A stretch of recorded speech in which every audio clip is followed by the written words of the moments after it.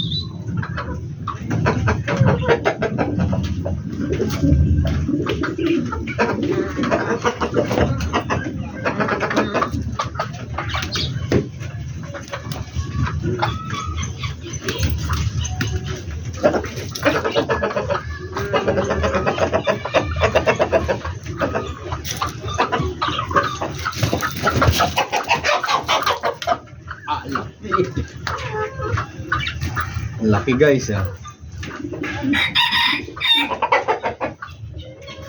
Wala nang manok natin na tayo.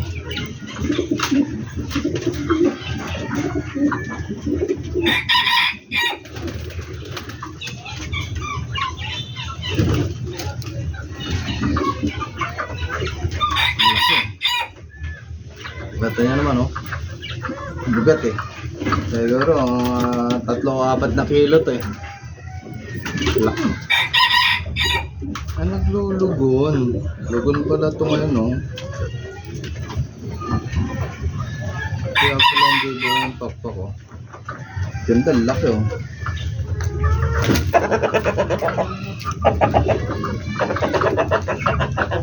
Dito yun guys, yung mga kalapate natin.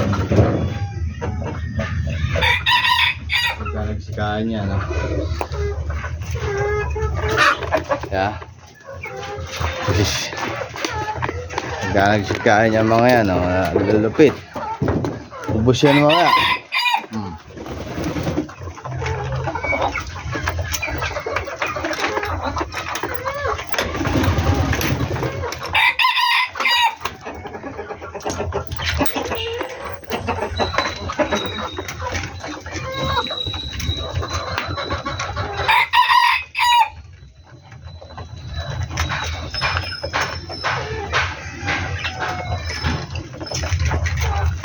Meron dalawa sa taas.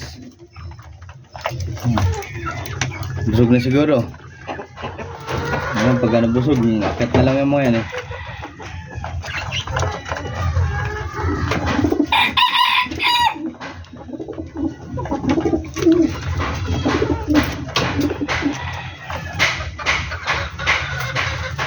Sarap lang pagmasdan yung mga alaga natin. Makita nyo naman.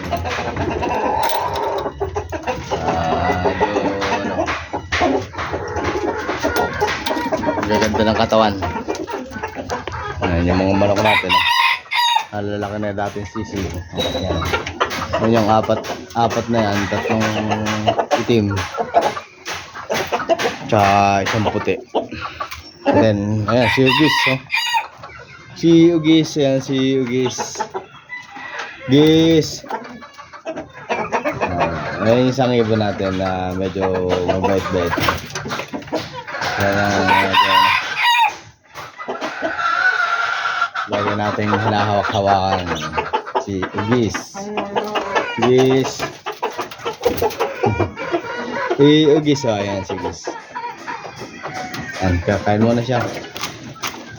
Kain mo na, Ugis. Ayan, kain na.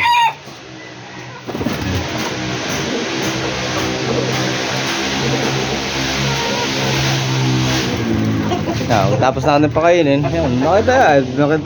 Sus. Ayan, oh. Akyata na yan. Ayan, bababa na yung dalawa nating parakit. May parakit tayo. Ayan yung ito yung dati natin parakit. Yung una, yung naka all white siya. Para sa parakit albino daw, sabi ng iba. Yun naman sa parakit hindi ko lang alam kasi merong kulay yun eh. Ayan, meron naman silang pagkain dyan sa baba. Ayan sa taas yan, oh. Ayan, tapos na pakainin. Kaya lang. Di ba? Tapakainin mo lang naman yung mga yan. Kasiyahan mo. Yan. Tapos na galing ka doon sa loob. And then, andito ngayon yan naman yan, oh. Ayan yung mga aso natin. Yan. Huwakain na naman natin yung aso. Ang tuta natin. Mga tuta natin dito.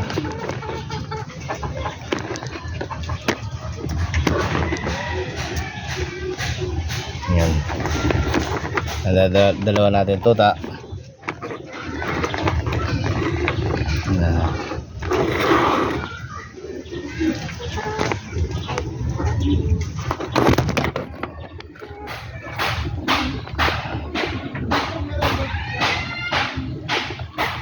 Dalawa natin tuta.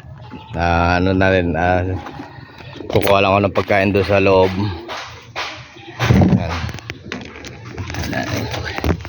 Ay, pakain na naman natin yung aso natin.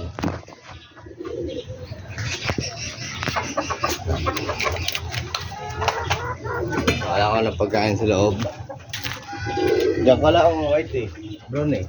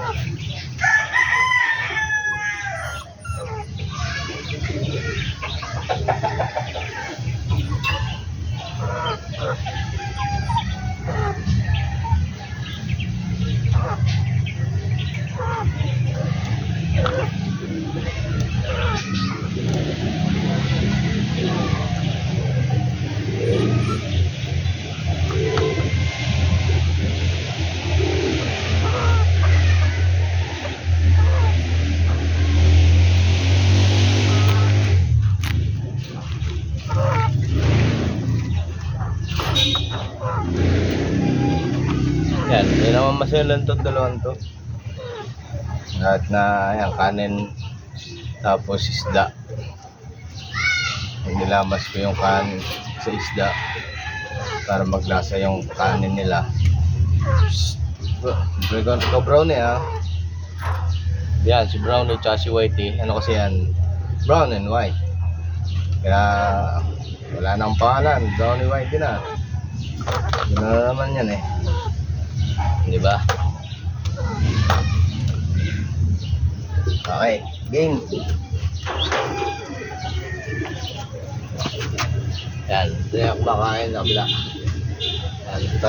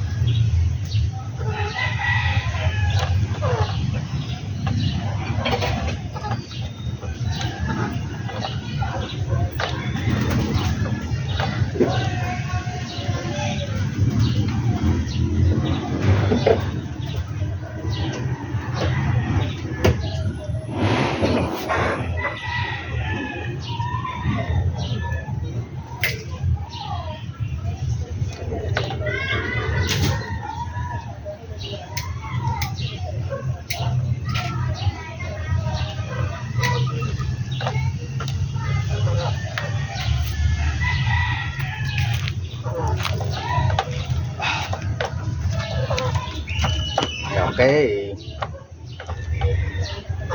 Si brownie tsaka si whitey, ano na yan. Hindi yan, lalo hindi yan bababa. Kahit nakabukas yung ano, nakabukas yung pituan nila.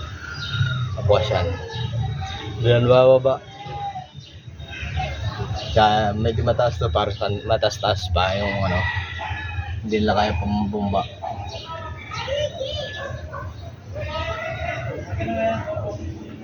Ay, mga laga natin. Yan. Sa loob, galit tayo sa loob doon. Yung ano natin, mga kalapate tsaka yung ano, manok na kaya naman natin. Then dati yung itong dalawang aso na to nandun yan sa loob. Nitong Sunday tsaka Monday hindi ako pumasok. Ginawa ko to, winelding ko itong kung ano na to, tulungan. Then yun, buo na, dito ko nilalagay sila sa labas. Meron naman akong dalawang hero, pinatong ko, lagyan ko bato sa taas para hindi hanginin. Kaya ano natin, ganyan naman guys, lalo na yung mga alaga ko. Kahit yan oh. Pagka hindi ka lang, medyo matapang si whitey at si brownie. Hindi na tulad ng isang alaga ko dati na si whitey, medyo hindi ginawa ng hindi maganda. Andito sa labas dati yun, wala naman siyang ganitong kulungan, ganitong bubong. Kaya tinagpasadyos ko na kasi naman yung gumawa ng kalokohan sa kanya. Okay na ako dun, hindi na ako, pinabayaan ko na lang.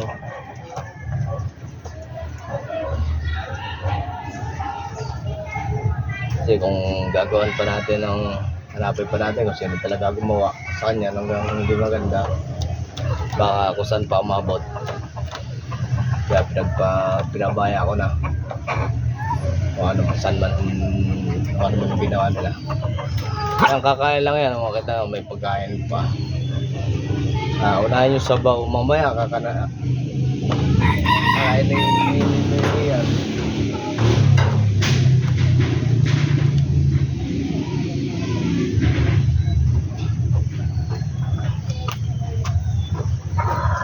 Wala pa akong lock, hindi ko pa nilalagyan ng lock. Kaya ito muna ang ano, kandado nila is yung dating kadena ni ito ni ano ni whitey dati.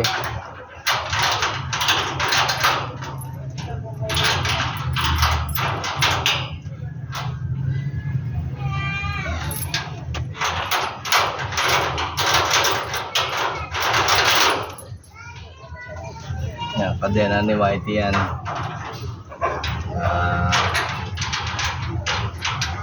Ngayon ginawa ko na lang pantali dito sa pintuan para may padlock. Siguro sa susunod sa kanila ito mapupuntang dala. Kanina sa dalawa na yan. Meron pa naman ako isang kadena ron, yung dalawa tong kadena ni Whitey dati. Kaya mahaba kasi yung kadena ni Whitey. Pinutol ko, nilagay ko dito isa. Hindi ko naman pinutol talaga totally kanyang kahaba yan. Yung iba, yung isang andun sa loob.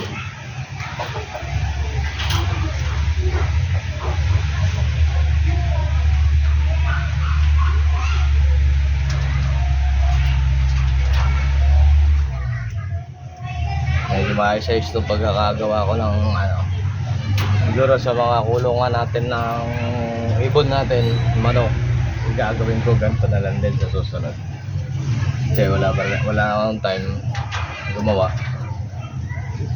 Sa susunod ko na sila gagawan. Ito maayos-ayos na pagkakagawa ko nito. Lalo kanina pininturahan ko lang yan. Yan guys, yung mga alaga natin yan. Thank you.